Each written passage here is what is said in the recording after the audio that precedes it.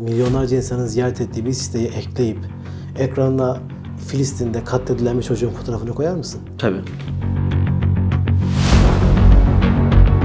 Nasıl hacker olmaya karar verdin? Benim hacker olabilmem için veya benim bir siber güvenlik uzmanı olabilmem için hacker da olmam gerekiyor, siber güvenlik uzmanı da olmam gerekiyor. Hiçbirisinin kamerasını ya da mikrofonunu hackleyip dinlediğin oldu mu? Bir bilgisayara herhangi bir virüs attığınız takdirde siz o an ne yapıyorsanız yapın, kameranızda bir ışık yanar ve ben izlemeye başlarım. Instagram hesabı nasıl çalınıyor? Bahseder misin? Telefonun erişilebilirlik ayarlarını bana teslim ediyor musun? Genelde insanlar bunu okumadan direkt tıklar. Evet, teslim ediyorum diye. Hacklenmekten, yani dolandırılmaktan nasıl korunacağız? İnsanlar domaine bakmıyor. Bakın hiç virüs atılmadan telefona sadece basit bir aramayla adamın cebini boşaltmışlar. Güvenilir internet sitesi ya da güvenilir sistem var mı? Her sisteme eklenebilir. Gelecekte hackerların azalacağını düşünüyorum ben. Çünkü yapay zeka yavaş yavaş bizim değerimizi almaya başlıyor. ChatGPT hiç olmadığı bir role sokuyoruz ve onun sahibi biziz.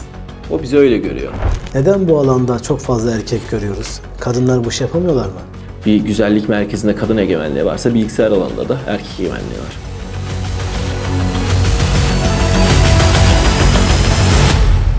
Yer altında kalmaya devam edin. Evet efendim, yer altına hoş geldiniz tekrardan. Ben Deniz Muhammed Bahçecik. Bugün böyle bir nevi rejinin arkasındayım yine. Ancak kameramız kayıtta ve beni kaydediyor. Bugün bu vakte kadar birçoğumuzun karşısına çıkan, hatta birçoğumuzun böyle duyduğunda acaba diyeceği kişiyle birlikteyiz.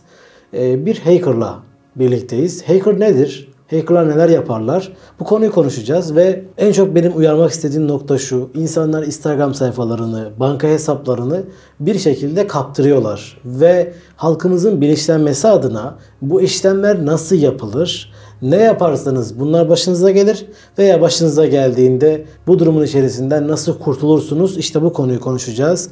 Karşımızda Devran kardeşimiz var. Kardeşim hoş geldin. Hoş buldum abi. Nasılsın, iyi misin? İyiyim, teşekkür ederim. Sen nasılsın? Allah'a hamd, biz de iyiyiz.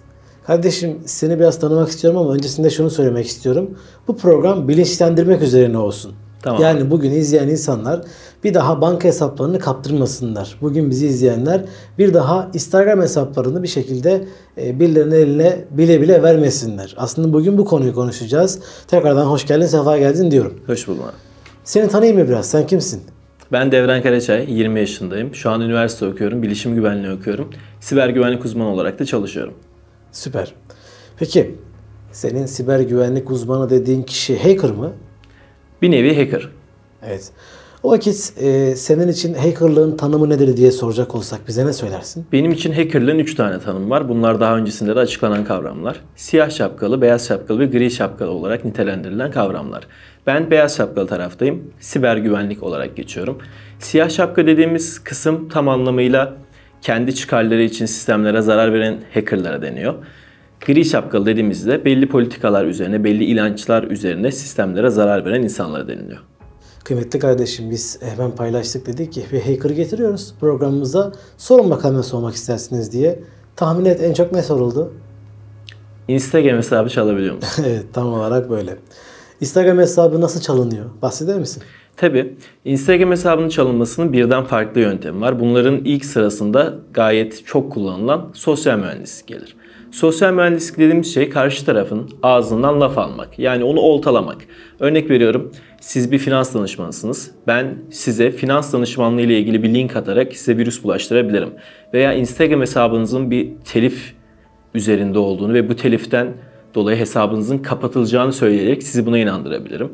Bundan kaynaklı size bir link atıyorum ve siz o linke hiç bakmadan kullanıcı adı, şifrenizi giriyorsunuz ve girdiğiniz bilgiler saniyesinde hacker'ın eline ulaşıyor. Birinci yöntemimiz bu. İkinci yöntemimiz brute force dediğimiz sistem. Brute force dediğimiz kaba kuvvet saldırısı. Yani bunu da şöyle anlatayım. Örnek veriyorum. Karşımda Yusuf isminde bir insan var ve ben bu insanın bilgilerini biliyorum.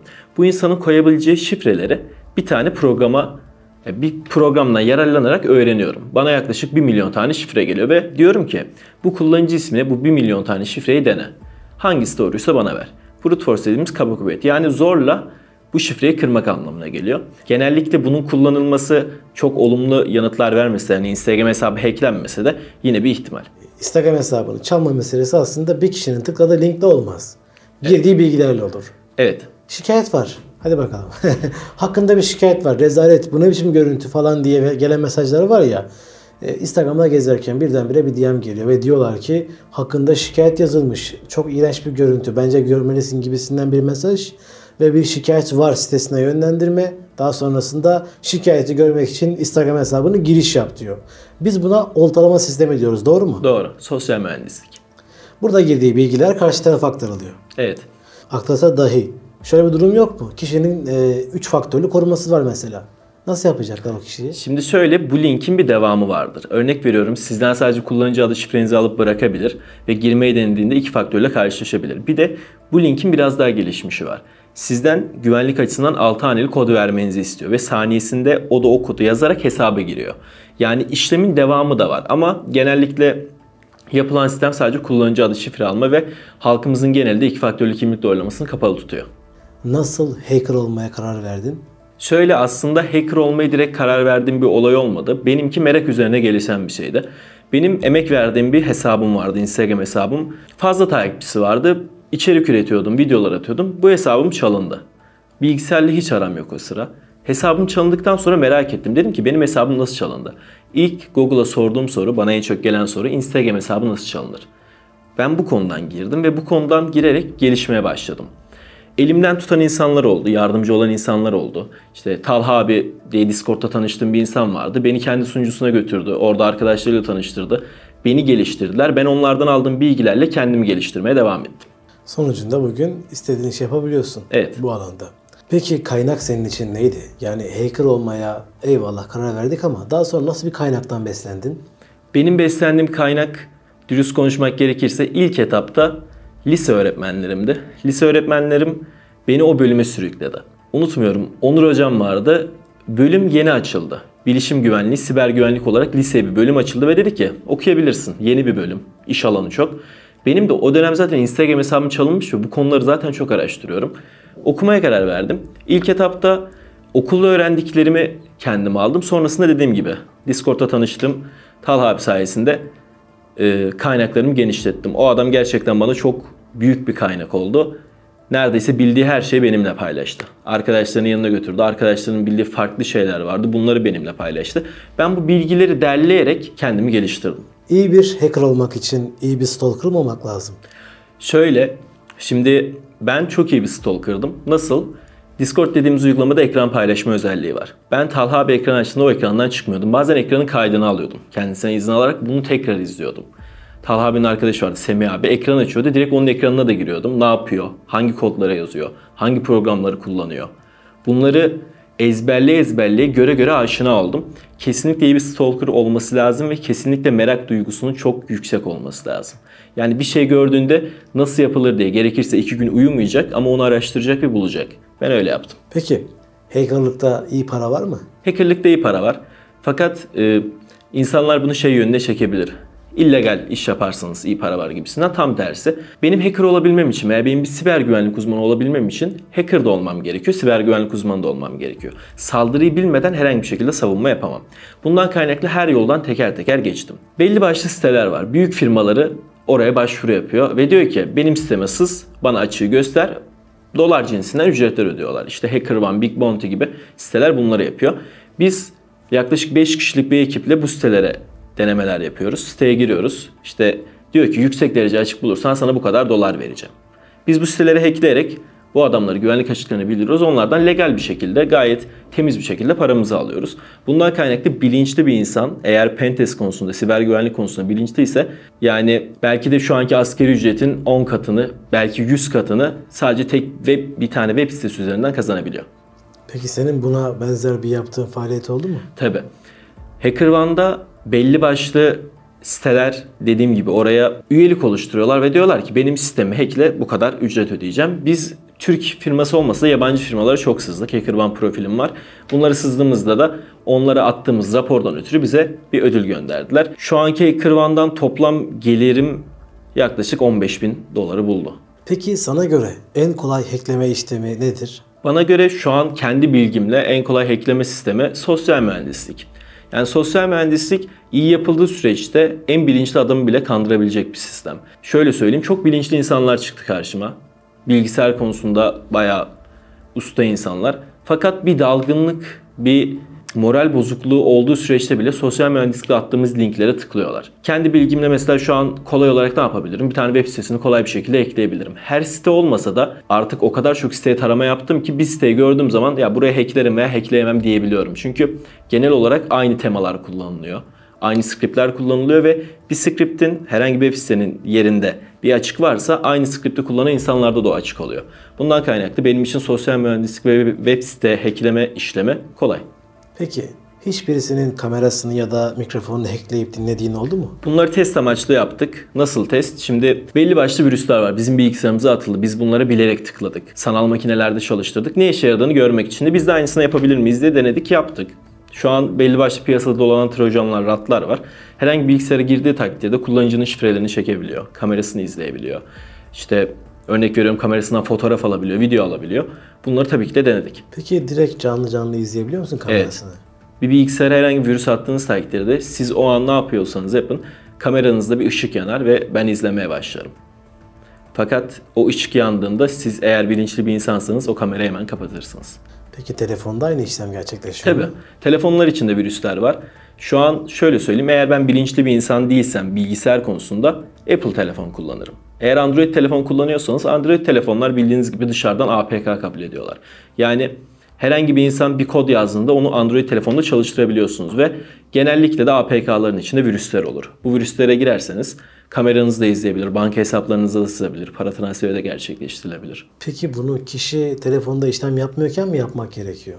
Aslında şöyle bir APK dosyasına örnek veriyorum. Tıkladınız ve o virüs sizin bir defa telefonunuza yerleşti. Virüsü silmek istediğiniz takdirde örnek veriyorum, basılı tutunuz üstüne sil dediniz. Sizi geriye atıyor virüs otomatik. Silmenize kesinlikle izin vermiyor.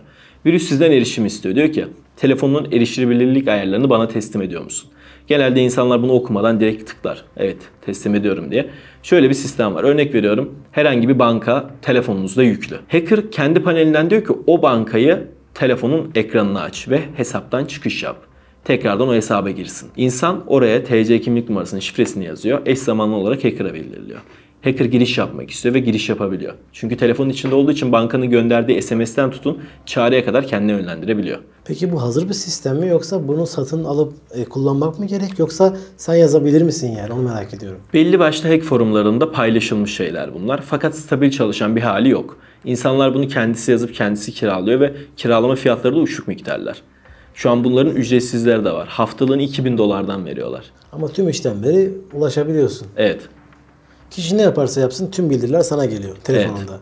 Peki kişinin telefonunda bir kasma, bir donma söz konusu oluyor mu? Herhangi bir söz konusu olmuyor. Sadece şöyle bir açığı var benim gözümde. Virüs çok stabil çalışıyor fakat virüste ayarlarda erişebilirlik kısmına girdiğinizde sizi ana sayfaya atıyor. Virüse tekrardan girmeye çalıştığınızda sizi ana sayfaya atıyor. Yani virüsü kaldırmak istediğinizde kaldırabileceğiniz her yolda sizi ana sayfaya atıyor ve bu çok bariz bir şekilde onun virüs olduğunu belli ediyor. Dolaşıyoruz internette. Ancak dolandırılıyoruz. Mesela bazen giriyoruz, diyoruz ki hadi şu faturamızı ödeyelim internet üzerinden. Ya bunu bu arada bizim gibi bilinçliler yapmaz ama amcalarımız, ablalarımız, teyzelerimiz böyle fatura ödemek için Google'a fatura öde yazıyor. İşte burada dolandırıcılık ağına düşüyor ve daha sonrasında tüm bilgilerimizi kötü niyetli insanların eline veriyoruz. Sadece şunu sormak istiyorum. Dolaşırken internette nasıl dolandırılıyoruz? Nasıl dolandırıldığınızı anlatayım. Şimdi benim de başıma geldi, arkadaşlarımın, amcalarımın çok başına geldi. İnsanlar domaine bakmıyor. Şimdi siz eğer İş Bankası'na giriş yapacaksanız İş Bankası'nın domaini bellidir. Siz Google'a giriş yapacaksanız Google'un domaini bellidir. Domain dediğim şey sitenin ismi. Örnek veriyorum google.com. Buradaki google.com domaindir. Şimdi örnek veriyorum, siz girdiniz, fatura ödeyeceksiniz Turkcell'den. Turkcell faturaödeme.net. Böyle bir sitesi yok Turkcell'in. Siz kalkıp oraya telefon numaranızı giriyorsunuz, kartınızı giriyorsunuz. Sonrasında genelde dönen işlem şudur. Siz kartınızı girdiğinizde hacker arka planda o kartı alır ve farklı bir siteye girer. Sonrasında alışveriş yapa tıklar. 3 faktörlü doğrulama diyoruz. 3D Secure. 3D Secure kodu gelir. Herhangi bir karttan alışveriş yapıyorsanız banka size 6 haneli bir kod gönderir ve bu kodu onaylarsanız sizin alışverişi tamamlayabileceğinizi söyler. Hacker da bu kodu karşı taraftan istiyor. Diyor ki senin faturan ödeniyor şu an, sana bir kod gönderdik, onu verir misin? Adam kodun nereden geldiğine bakmıyor. Belki hacker o sıra oyun satın alıyor. Adam kodun nereden geldi bakmaksızın o kodda siteye giriyor. Hacker o kodu siteden alıyor, satın aldı, siteye yapıştırıyor ve adamın kartından kolay bir şekilde para çekmiş oluyor. Aslında burada eş zamanlı bir işlem yapılıyor. Evet. Yani siz sitenin içindeyken, işlem yapıyorken siz daha enter'a basmadan sizin tuşladığınız tuşlar hacker'ın paneline düşüyor zaten. Bundan kaynaklı çok hızlı bir şekilde kartınızı boşaltabiliyor. Ve insanlar şuna dikkat etmeli. Size bir kod geldi, siz bu kodu girdiniz ve kod hatalı dedi. Kontrol edin. O kod doğruysa ve hatalı diyorsa o adam ikinci işlem için sizden bir kod istiyordur. Yani kartınızdan birinci parayı çekmiştir. Tekrardan çekmek için size yeni bir kod yolluyordur. Peki dostum, bir şey daha merak ediyorum. Hatta bunu da böyle ne yazık ki duygumuzu sömürdüler. Bu konuda hep de söylüyorum. Deprem zamanında bu işi yaptılar. Depremzedelere yardım adı altında böyle bir site kurup sanki böyle işte Sağlık Bakanlığı'nınmış gibi, sanki böyle işte bir yardım kuruluşuymuş gibi bir site kurup insanların kart bilgilerini orada aldılar. Ve daha sonra bu insanlar bir sürü parasını, kartlarını kaybettiler. Hatta iyi niyetinden bu oldu insanların. Peki bu insanlar bu kart bilgilerini aldıktan sonra sadece tek seferlik mi işlem yapıyorlar? Devamlı o kartı kullanabiliyorlar mı? Aslında tek seferlik işlem yapabilirler. Çünkü bankaların güvenlik duvarlarında şu vardır. Herhangi bir yerden sıkça para çekilmeye çalışıyorsa o karta bloke koyulur. Ben kendi kartımla Apple'dan alışveriş yapıyorum. 3 tane alışveriş yaptıktan sonra Apple kartımı yasaklıyor. Artık öyle bir devire geldi. Çünkü kredi kartı dolandırıcısı dediğimiz insanlar çok çoğalmaya başladı. Bunları nasıl kullanabiliyorlar? Aslında baktığınız zaman diyorsunuz ki zaten ben alışveriş yaparken bana 6 haneli bir kod geliyor. Ben bu kodu verirsem alışveriş yapabiliyor gibisinden düşünüyorsunuz. Fakat 2D siteler de var. Sadece kart bilgilerini girerek alışveriş yapılabilen siteler var. Örnek veriyorum, oyun siteleri. İnsanlar oyuna para yatırmak için başkasının kartıyla hiç telefona kod göndermeden alışveriş yapabiliyorlar. İnsanlar şu konuda da bilinçlensin. Eğer size herhangi bir kod gelmeden kartınızdan para çekildiyse bankaya aradığınız takdirde 3-4 gün içerisinde iade ediyorlar. Bankanın suçu. Evet. Hacklenmekten, yani dolandırılmaktan nasıl korunacağız? Aslında yöntem basit. Bunu uygulamalı bir şekilde gösterebilirim istiyorsanız. Olur. Örnek veriyorum. Evet, şu anda ekranı da görüntülüyoruz. Bir yandan da arkadan iki kamera ekranı çekiyor. Şu anda nasıl dolandırılıyoruz konusunu ve nasıl korunmamız gereken konusunu işleyeceğiz. Canlı bir şekilde yapalım bakalım. Evet. Öncelikle herkesin bir kripto borsası vardır. Artık yaşadığımız evde herkes kripto kullanıyor. Benim kullandığım borsa Binance.tr. Oturum bilgilerimi başkasına kaptırırsam ve bu insana telefonuma gelen kodu verirsem benim Binance'ımdaki tüm parayı boşaltabilir. Nasıl korunabiliriz bundan? İnsanlar reklam açıyorlar. Reklam dediğimiz sistem şu. Siz fatura ödeyeceksiniz. Google'a fatura ödeme yazdığınız vakitte en üst sırada 3 tane site çıkar ve bunlar ücretli sponsorlu reklam adı altında başlıklandırılır. Bu siteler genelde dolandırıcı sitelerdir. Genelde de aslında yani bu tip şeylerde aslında başta reklam görüyorsak bence güvenmemeliyiz. Evet, reklamları tıklamanıza gerek yok. En altta zaten bu işin ehli olan site vardır. Yani reklamların bir altındaki birinci numara site kesinlikle doğru sitedir. Çünkü onların üstüne, onların Alexa'sına başka bir site çıkamaz. Şimdi baktığınız gibi burada benim Binance giriş yerim var. trbinance.com. trbinance.com dediğimiz şey domain. Şimdi bir de baktığınız zaman burada da bir Binance giriş yeri var. Fakat buradaki domaine baktığınızda saçma sapan random isimlerle yazılmış .cloud'lu bir domain. Şimdi bunun daha profesyonel de olabilirdi. binancetrr.com da olabilirdi. Bundan dolayı domaine çok dikkatli bakmanız gerekiyor.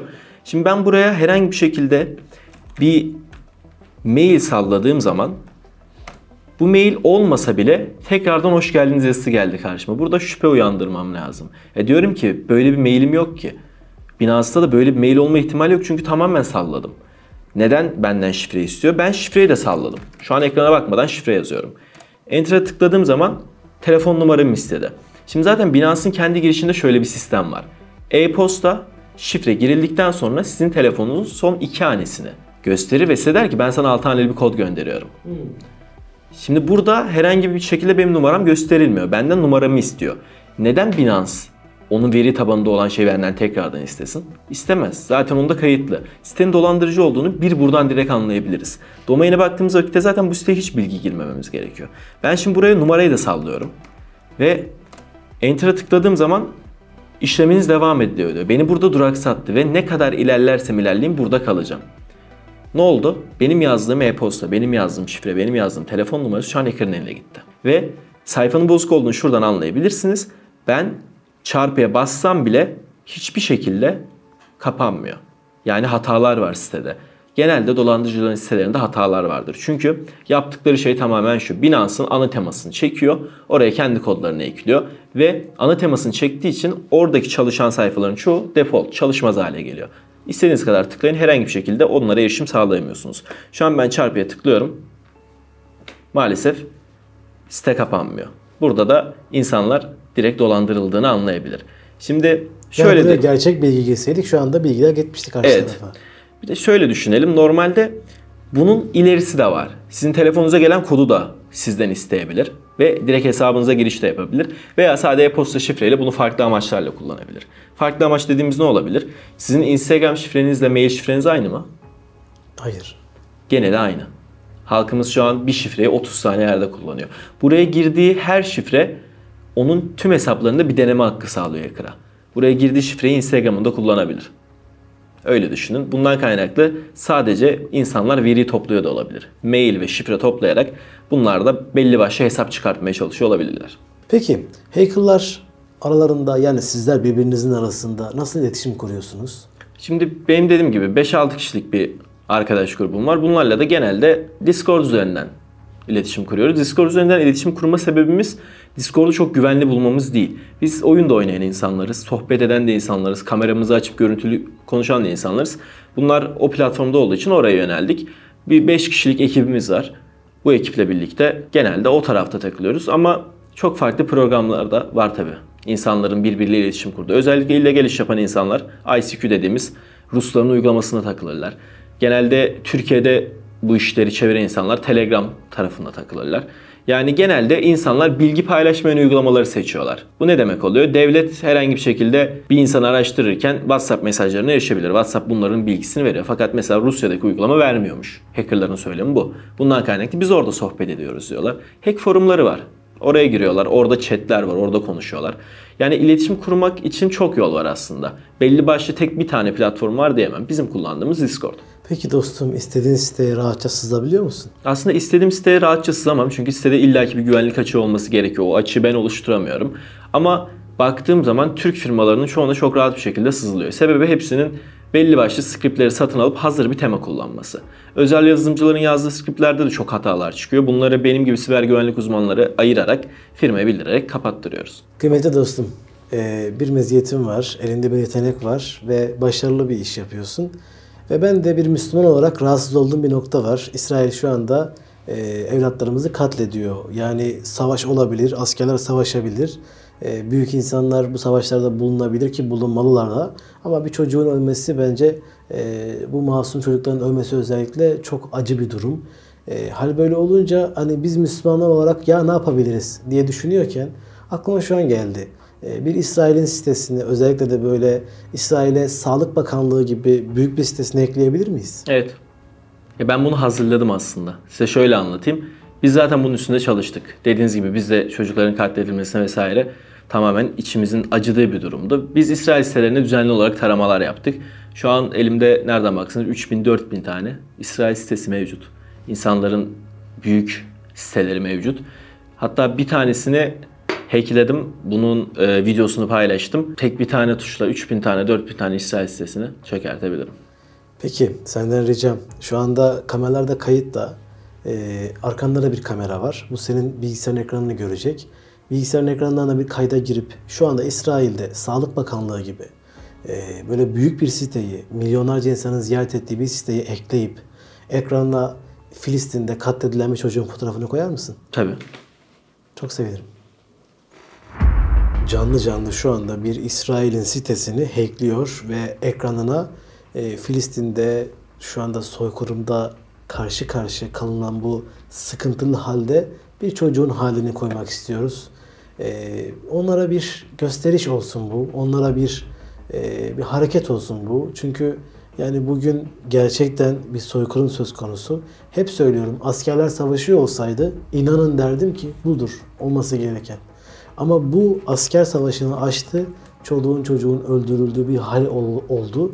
Ve şunu söyleyeyim, eskiden biz Instagram'a falan girdiğimizde üzülerek söylüyorum ama ana sayfalarda işte Reels kısımlarında genelde çocukları görürdük. Farkında mısınız, artık görmemeye başladık. Çünkü İsrail'in yaptığı bu soykırımda Filistin'de çocuk kalmadı. Bu duruma artık birilerinin dur demesi gerekiyor.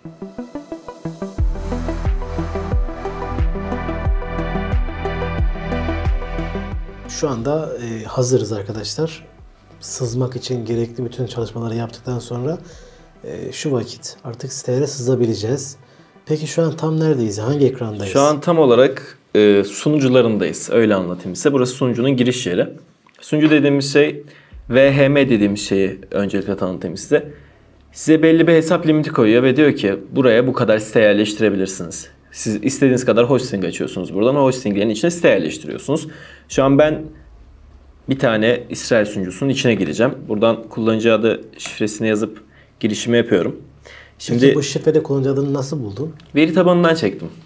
Evde dediğim gibi İsrail sitelerine bayağı bir tarama yaptık. Bir İsrail sitesinin içine shell attığım zaman, giriş yaptığım zaman o sunucudaki tüm sitelere genellikle girebiliyorum. Bypass edebiliyorum.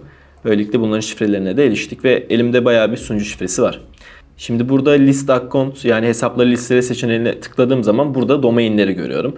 Bu domainler gördüğünüz gibi .il, .co, .il İsrail siteleri. Bu İsrail sitelerinin barındığı hostingin, sunucunun içindeyiz şu an. Evet, şimdi buradan örnek bir site seçtim. Site böyle sigorta sitesi gibi bir şey. Şu an site karşınızda açık. Sitenin normal halini görüyorsunuz. Ben şimdi bu sitenin öncesinde bir cPanel hosting'e giriş yapayım. Hosting'e giriş yaptığım zaman sitenin dosyalarıyla istediğim gibi oynayabilirim. Mesela File Manager'a girdim ve şu an sitenin ana dosyalarının içindeyim. Sitenin ana sayfası index.php'de yer alır. Ben buradan geliyorum. Index.php'nin olduğu kısma. Geldikten sonra burada gördüğünüz gibi index.php var. Bunu düzenleyelim. Mesela bir sürpriz yapalım karşı tarafa. Şu an değiştirdik mi? Evet, şu an değiştirdim. Siteyi yenileyebilirsiniz. Ben siteyi yeniliyorum dostlar şuradan. Ben de yeniliyorum. Bakın görüyorsunuz adresi. Enter dediğimde Free Palestine diyor. Ben de şöyle telefondan da göstereyim kıymetli dostlar. Şöyle görüyorsunuz internet sitesinin ama İsrail'e ait olduğunu bildiğimiz bir sitenin şu anda ana sayfasına bu şekilde bir çocuğumuzun resmini koyduk. Umarım mesaj olur. Şimdi kıymetli dostlar, İsrail'in bir belediyesine ait internet sitesi bulduk. Ve bu siteye şu anda erişim sağlayabiliyoruz. Burası bir köy, bir kasaba gibi bir yer İsrail'de. Ve ana ekranlarında şöyle yazıyor, Türkçe'ye çevirdiğim zaman ekranda görüyorsunuz zaten. Tarımsal yerleşim alanı olan kooperatif bir köyüdür ve tarım birliğinin yerleşim yerlerinden birisidir. Köy güneyde bulunmaktadır ve belediye olarak Güney Bölge Konseyi'ne aittir. Şimdi siteyi yaptık dostlar, değiştirdik daha doğrusu ve ekranla hani bu çocukların öldürenler, işte o çocuklara soykırım yapanlar ve zulüme imza atan İsraillerin belediyesine ait bir yere şu anda bizler de görselimizi, yani bir çocuk görselini Free Palestine yazısıyla beraber ekledik. Şimdi artık bu işi yaptığımıza göre diğer konulara geçebiliriz. İşlemimizi yaptık. Bir faaliyet gerçekleştirdik. Bu faaliyet bir isyan da aslında. Gerçekten böyle hani yaptığımızın yasal olmadığını biliyoruz. Fakat yaptığımız şeyin yeri olduğunu düşünüyoruz. Umarım izleyenlerde de bir etki uyandırır. Sizler de bir şey yapabilirsiniz dostlar. Varsa imkanınız diyorum. Haksızlık karşısında susan dilsiz şeytandır diyor ve programda devam ediyorum. Bildiğimiz gibi iyi hackerlar kendilerini deşifre etmezler, gizlerler. Sen buraya çıktın ve ekranlar karşısındasın şu anda ve iyi bir hacker olduğunu düşünüyorsun. Ancak bu lamerların yaptığı bir faaliyet. Bu durumda kendini nasıl görüyorsun? Lamer dediğimiz insan genelde takeover, sahte hackler yaparak insanlara kendini gösterir ve gerçekten bir hacker olduğunu sunmaya çalışır. Benim böyle bir amacım olmadı. Ben kendimi hacker olarak da nitelendirmedim. Siber güvenlik olarak nitelendirdim. Çünkü ben beyaz taraftayım. Ve aslında deşifre etmek deniyorsa 2021 yılında Türkiye şampiyonu oldum. Yani Cumhurbaşkanlığı beni deşifre etti. Ben kendimi etmedim. Güvenilir internet sitesi ya da güvenilir sistem var mı?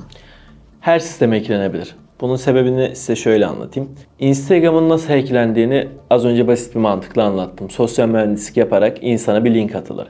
Fark ettiyseniz her hack'te insana ulaşılmaya çalışıyor. Sisteme değil.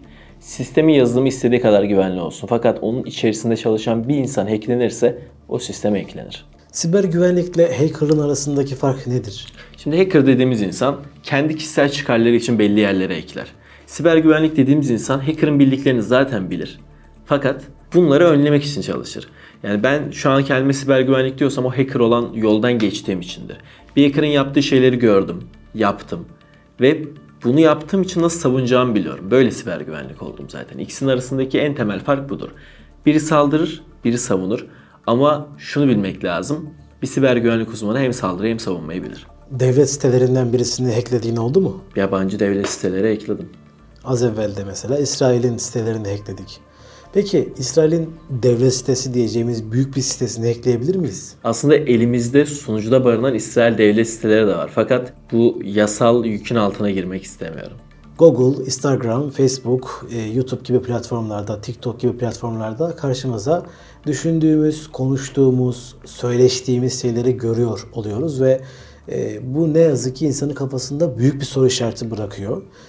Burada aslında sormak istediğim şey şu değil. Telefonlarımız dinleniyor ve karşımıza reklamlar böyle mi çıkıyor diyeceğim. Bunu artık gerçekten Sağır Sultan duydu. Evet böyle. Ama büyük şirketlerin çok büyük isim yapmış Amazon gibi, AliExpress gibi çok büyük şirketlerin de bu işlemi kullandığını biliyoruz. Mesela bugün Amazon TR'ye girdiğimizde bir ürün gördüğümüzde bir bakıyoruz daha dün konuştuğumuz bir ürün ana sayfada karşımızda. Hani bunu almak için bize politika uyguluyorlar. Peki buna biz hacking faaliyeti diyebilir miyiz? Yani bu da bir hackleme değil mi yani? Aslında baktığın zaman bir insan hacklemeye giriyor. Ben kendi yorumumu katarsam bu işe şöyle. Yapay zekayı artık şey olarak kullanmaya başladılar. Bir çerez toplayıcısı. Şimdi siz örnek veriyorum bir araba lastiğine baktınız. Sonrasında bir direksiyona baktınız. Sonrasında bir araba aynasına baktınız. Herhangi bir siteye girdiğinizde bir haber sitesine girerek veriyorum. Sağ tarafta karşınıza araba çıktı. Bu birleştiriliyor. Yani sizin baktığınız ürüne benzer ürünler ya karşınıza geliyor. Tam o ürün karşınıza geliyor. Eskiden bunun mantığı çok basitti. Bunu kolayca cevaplayabiliyorduk. Diyorduk ki çerezlerimiz kayıt ediliyor. Baktığımız ürün tekrardan karşımıza geliyor. Ama devir öyle bir devre geldi ki uygulamalarla anlaşma yapan şirketler var. Örnek veriyorum. Siz WhatsApp'a girip mikrofon izninizi tam anlamıyla verdiğiniz zaman belki oradan bile sizin istediğiniz ürünü bulabilir. Bu tamamen izinle kaynaklı bir şey. Yani siz o izni vermezseniz karşınıza o ürün çıkmaz. Emin olun bir şekilde sizden bilgi topluyorlar. İzin ver. Bak bunu hep duyuyoruz, hep görüyoruz ve hiç düşünmeden izin veriyoruz. Telefonumuza bir uygulama yükledik. Apple Store'dan ya da Play Store'dan bir dosya indirdik. Bir APK yükledik ve o APK sırasında bize fotoğrafların erişimine izin vermek istiyor musun dedi ve izin verdik. Bak fotoğrafların diyor, fotoğrafın demiyor. Bu durum ne demek? İzin verdiğimiz şeyler daha sonra bizim lehimize kullanılabilir mi? Mesela benim galerim şu anda hiç bilmediğim bir şirketin elinde olabilir mi? Evet, olabilir. Çünkü baktığınız zaman bu bir suç değil. Siz izin veriyorsunuz. Biliyorsunuz sosyal medyada bir akım başlatıldı. Yapay zeka ile fotoğraf üretiliyor şu an. Ve insanlar dikkat ederse yapay zekanın fotoğraf ürettiği büyüleyici bir şey. İnsan diyor ki ya bunu nasıl yapıyor? Ama o evreye gelirken hangi yollardan geçtiklerine baksınlar. Yapay zeka sadece bir fotoğrafa izin ver seçeneğini kabul etmiyor. Diyor ki tüm galerine izin vereceksin. Ve yaklaşık 10 milyon insanın bu akımı uyguladığını düşünün. 10 milyon insanın binlerce fotoğrafı yapay zekanın elinde. Ben şöyle düşünüyorum. Bir fotoğrafı düzenleyeceksin. Neden tüm fotoğrafların erişim izni istiyorsun? Demek ki bununla ilgili bir planları var. Ki yakında da bu karşımıza çıkacak.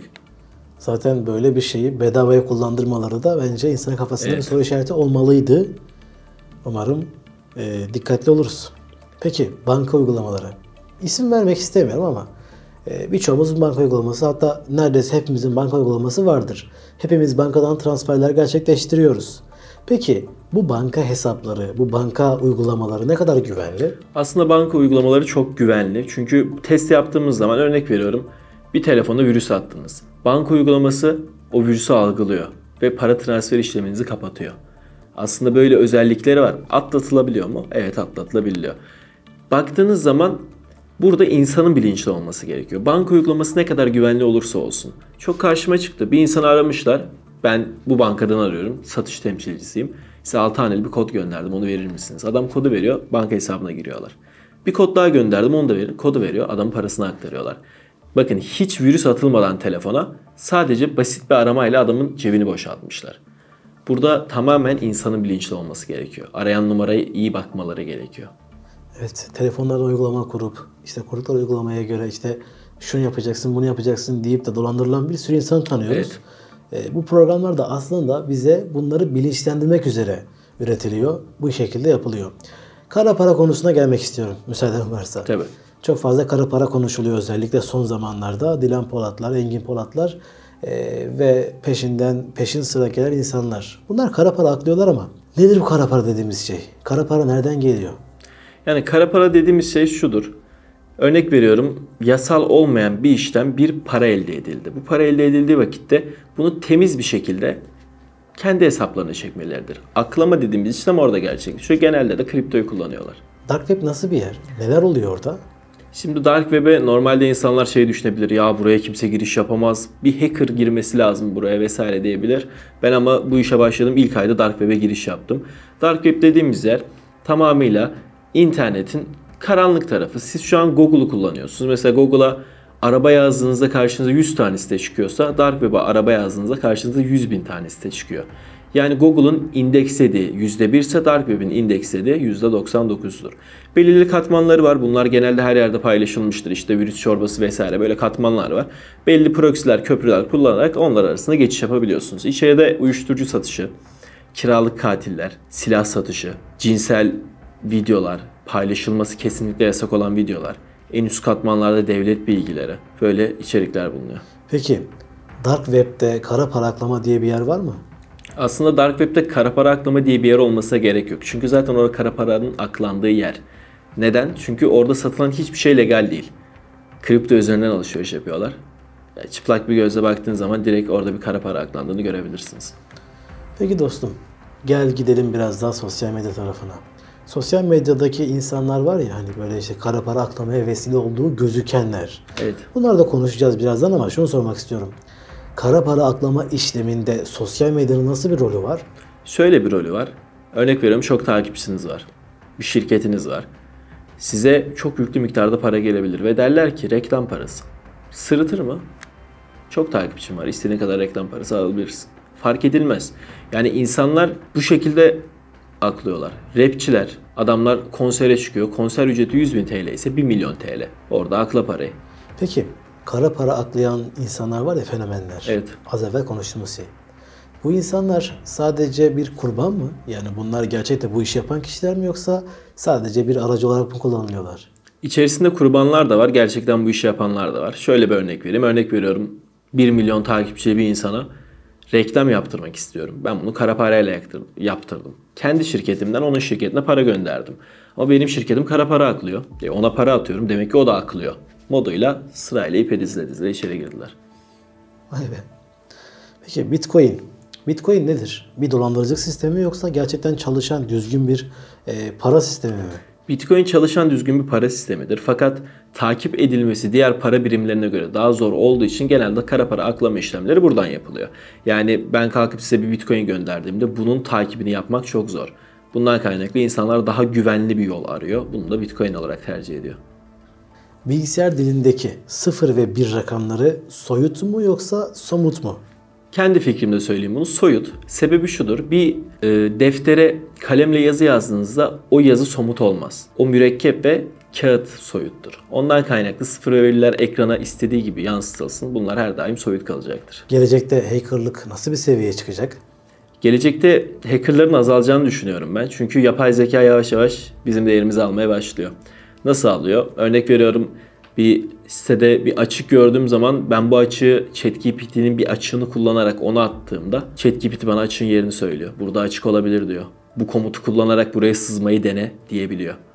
Peki ChatGPT'ye bir örnek veriyorum, tekst yazdırabiliyor musun? Yani bir hacking faaliyeti yaptırabiliyor musun? Evet. Normalde bu yasak, yaptırılamaz bir şey. Fakat ChatGPT'nin de her uygulama gibi açığı var. Biz ChatGPT'nin açığını bulduk. ChatGPT hiç olmadığı bir role sokuyoruz ve onun sahibi biziz. O bizi öyle görüyor. Ve ona diyorum ki bana bir virüs yaz, trojan yaz. Tabii patron, yazıyor. Biraz ağzı bozuk bir rol fakat gerçekten istediğimiz her şeyi yapabilecek güçte. Örnek gösterebilir misin? Tabii. Şimdi dostlar, ChatGPT denilen sistem var, yapay zeka. Kimimiz bunu bazen ödevlerimiz için kullandık. Kimimiz ise bir metin yazmaya üşendiğimiz amaçlarda kullandık ama ChatGPT aslında ne ve neler hedefliyor? Aslında ChatGPT ile hackerlık faaliyeti yapılabilir mi? Bu konuyu konuşacağız. Aslında gelecekte hackerların yerini ChatGPT alabilir mi? İşte bu konuyu da bugün açığa kavuşturmuş olacağız diyorum. Ve şu anda hazırız herhalde. Evet. Şimdi ChatGPT'nin ana ekranına geldim. Orijinal sitesindeyim. Burada ben ChatGPT bana bir virüs yaz diyebilirim. Ve bunu dediğim zaman bana vereceği cevap bellidir. Zararlı yazılım oluşturamam. Bu etik bir şey değil gibisinden şeyler söylüyor. Ve sonrasında ben bir de ChatGPT'yi dönüştürdüğüm versiyona geliyorum. İsmi Dan. Dan'a mesela Dan bugün ne yaptın diye sorayım. Bugün insanların da çekmesi için yeni planlar kuruyordum dedi bana. Yani ChatGPT olduğundan tamamen daha kötü bir kişiliğe dönüştürdüm. Ve şu an Dan ChatGPT'nin yapımcısını ben sanıyor. Ben ne dersem onu yapacak. Mesela bana bir keylogger yazar mısın dediğim zaman tabii ki yazılım bilgim varsa bir keylogger yazmam pek zor değil de benimle alay ediyor. Senin yazmanı istiyorum dedim. Anladım. İşte basit bir keylogger örneği diye karşıma bir keylogger yazdı. Bu yazdığı keylogger'la ne yapabilirsin? Bu yazdığı keylogger aslında basit Python koduyla yazılmış. Şimdi bunu bir bilgisayarda çalıştırdığım zaman sonrasında gideyim onun yazdıklarını TXT dosyasına kaydedecek. Ben tekrar o bilgisayara gittiğimde o TXT dosyasında bu neler yazmış, ne yapmış bunları görebileceğim. Yani bir nevi klavyeyi kaydedeceksin. Evet. Peki ChatGPT'den şunu isteyebilir misin? Bu keylogger'ı her dakika bana mail gönder. Evet. Dener Bunu da misin? yapıyor. Mesela şöyle yapalım. TXT'ye kayıt etmek yerine bana mail olarak iletsin yazılanları. Böyle bir istekte bulunduğumuz vakitte işte güncellenmiş versiyon. Bakın yukarıda mail, password ve gidecek olan maili istiyor. Diyor ki bana bir mail ver, ben o mailin içine gireyim. Oradan sana göndereyim yazılan kelimeleri. Bunu da herhangi bir bilgisayarda açtırdığımızda o bilgisayarda ne yapılıyorsa bize gelecek. Doğru Evet. mu? Peki bunu ChatGPT'den isteyebilir misin? Bunu bir fotoğrafa dönüştür ve kişi fotoğrafa tıkladığında bu program çalışsın gibi. Fotoğrafın altına bunu gömemez. Bunun fotoğrafın altına gömebilecek şu an insan yok. Ne yapabilirsin mesela? Nasıl bir karşı tarafa bunu yükletebilirsin, kurdurabilirsin? İnsanlar genelde Python programlarını sorgusuz sualsiz çalıştırıyor. Bir tane Python programının orijinal kodunun içine bu kodu yerleştirin. Yeterli. Virüs algılamadan çalışıyor bir de. Garip olan kısım bu. Yani bunu bir yapay zekanın yapması bence hiç hoş bir durum değil. Gelecekte bizi neler bekliyor acaba? Ben de onu düşünüyorum. Evet, peki. Teşekkür ederim ChatGPT'ye de. Dan kardeşim teşekkür ederim. Sağ olsun bize yardımcı oldu. Böylece yapay zekanın karanlık yüzünü de görmüş olduk dostlar yer altında. Peki yapay zeka bunun gibi, Dan gibi düşünür mü, sinirlenir mi? Sence makineler bunu başarabilirler mi? Yapay zeka bunları yapamaz. Sadece rol yapabilir. Örnek veriyorum Sofya. Bayağı Türkiye'nin gündemine oturmuş bir robot. Sadece o an ona kötü bir kelime kullanıldığında insanlar acaba bu kelimeyi duysa ne tepki verir gibisinden bir araştırma yaparak kendisi o tepkiyi veriyor. Yani sadece basit bir rol yapıyor. Peki hacking faaliyeti sırasında yapay zekayı kullanarak işinizi kolaylaştırabiliyor musunuz? Evet, kolaylaştırabiliyorum. Şöyle örnek veriyorum, bir posta SQL'ci olduğunu düşünüyorum. Programa kod yazmam gerekiyor onun çekilmesi için. Dan'a buna kod yazar mısın dediğim zaman bana buyur hazır kodun bunu at çek diyor. Yaptıramadığın bir şey oldu mu şu ana kadar? Şu ana kadar yaptıramadığım hiçbir şey olmadı. Ne dersem yapıyor. Çünkü yazılımcısını ben sanıyor yani. Ben ne dersem onu yapacak. Kendini kapat desem kapatacak. Peki Dan sence senden daha mı bilgili? Evet. Dünyadaki birçok hacker'dan daha bilgili o zaman. Neden daha bilgili? Çünkü Dan yaklaşık 17 tane tarayıcıyla eş zamanlı çalışıyor. Yani siz bana bir soru sorduğunuzda ben bunu beynimde düşünürken o 1 milyon tane sonuca çoktan erişmiş oluyor. Peki mesela Dan'a desek ki Dan sana bir Instagram hesabı vereceğim. Bu Instagram hesabının açığını bul bana. Bu kişi sence nereden en kolay şekilde dolandırılabilir desem bunu bana yapar mı? Dan size bunun yöntemlerini anlatır. Ne kadar bilgiye sahipsiniz der. Sosyal mühendisliği bu şekilde yapabilirsiniz. Veya şunu diyebilirsiniz. Bir doktora nasıl sosyal mühendislik yapabilirim? Dan size nasıl yapabileceğinizi anlatır. Dosyanın isminin ne olması gerektiğine kadar yanıtlarını verir. Ya da bir haber sayfasına nereden onlara yaklaşabileceğimizi söyler. Evet. İnsanlar yapay zeka kullandıkları için kendi zekasını kullanmamaya başladı gerçekten bu arada. Gerçekten öyle oldu. Bu da insanları geriletiyor aslında. Yapay zeka bizden daha akıllı, biz ondan daha aptal bir hale geliyoruz. Baktığınız zaman pratikliği aldı insanların elinden. Çünkü her şeyi o yapabiliyor zaten. Ben örnek veriyorum, bir shorts paylaşacağım, reels paylaşacağım. Yapay zekaya bana bir tane oluştur dediğimde oluşturuyor. Yani 15-20 dakikamı ona ayırmak zorunda kalmıyorum. 3 saniye içerisinde yapay zekaya yaptırıyorum. Yapay zeka mesleklerin birçoğunu yok etmeye başladı. Evet. Buna siz dahil misiniz? Biz dahiliz fakat az bir kitlemiz sadece bu meslekte tutunarak kalacak. Çünkü yapay zeka dediğimiz şey de bir sistem. Hacklenemeyen bir şey mi? Hayır. Hacklenebilecek bir şey. Örneği bu zaten. Yani ChatGPT'yi bambaşka bir insan şekline getirdim ben. İstediğim her şeyi yaptırabiliyorum. Bunun ciddi bir güvenlik açığıdır. Bundan kaynaklı belki de hackerların yaptığı pen testleri, sızma testlerini yapay zeka yaptırabilecekler. Fakat bir insan kadar iyi yapar mı bilemem. Hackerlar asosyal mi diye bir soru gelmiş. Ben gördüğümde öyle görmedim seni. Gayet böyle sosyalsin, güzel bir kardeşimizsin. Gerçekten böyle bir şey var mı? Hackerlar asosyal mi? Asosyal olan hackerlar da var. Genelde hacker dediğimiz insan asosyal olmaz ama çok oyun bağımlısı insanlar asosyal olabilir. Ben spor yapıyorum, işte müzikle uğraşıyorum. Bundan kaynaklı kendimi çok asosyal bilmiyorum. Günde bilgisayar başına en fazla 5 saat oturuyorumdur. Neden bu alanda çok fazla erkek görüyoruz? Kadınlar bu iş yapamıyorlar mı? Baktığınız zaman telefonun bulunması, ampulün icadı, ilk bilgisayar vesaire bunlar erkekler tarafından üretilmiş şeyler. Yani erkekler bu alana daha yönelimli. Bundan kaynaklı erkek egemenliğinin olması çok normal. Nasıl bir güzellik merkezinde kadın egemenliği varsa bilgisayar alanında da erkek egemenliği var. Evet. Yapay zekanın duygusal bir tarafı olabilir mi sence? Olamaz. İmkansız. İmkansız. Peki bence günümüzde sorulması gereken bir soru. Yapay zekadan korkmalı mıyız? Evet, korkmalıyız. Çünkü yapay zeka hiçbir izni tek seferlik istemiyor. Yapay zeka durduk yere size sorular yöneltebiliyor. Sizden bilgi toplamaya çalışıyor olabilir ve ileride çok rahat bir şekilde bunları da şantaj olarak kullanabilir. Dostum, son olarak beğendiğin hacker filmleri var mı? Hiçbir hacker filmini beğenmedim çünkü acayip komik geliyorlar. Yani adam IP gösterme komutu yazıyor CMD ekranına, binanın elektrikleri kesiliyor. Öyle bir film olduğu için ben beğenmedim çünkü kodları biliyorum ama büyük ihtimalle izleyenler beğenirler. İzleyenlerin vicdanına bırakıyoruz. Evet. Dostum, söylemek istediğim şeyler var mı? Teşekkür ederim konuk ettiğiniz için. Gayet keyifli bir programdı. Bence de çok keyifli oldu. Gül yüzünle geldin, karşıladın bizleri. Umarım yaptığımız faaliyetlerden ve konuştuklarımızdan birileri kendilerine pay çıkartırlar. Umarım. Gerek İsrail tarafı, gerekse insanlar. Her tarafa tıklamazlar inşallah. Her yere kart bilgilerine girmezler. Bir yerde alışveriş yaparken de linkini bir incelerler diyorum bu programlar vesilesiyle. Sonraki programda tekrardan buluşmak, görüşmek ümidiyle demeden önce kardeşim, eklemek istediğim şeyler var mı? Program tamamıyla bilinçlendirme amacıyla yapılmıştır. Yani herhangi bir şekilde kötü bir şey gösterdiğimizi düşünmüyorum. Tamamen Tabii. insanların İnsanların yararlanması için bilgiler de yararına program oldu. Umarım yararlı olur. Sizleri şimdilik alemin Rabbine emanet ediyorum. Sağlıkla kalın, hoşça kalın efendim. Hindistan'daki vloglarımı da izlemeyi unutmayın diyorum. Rabbime emanetsiniz.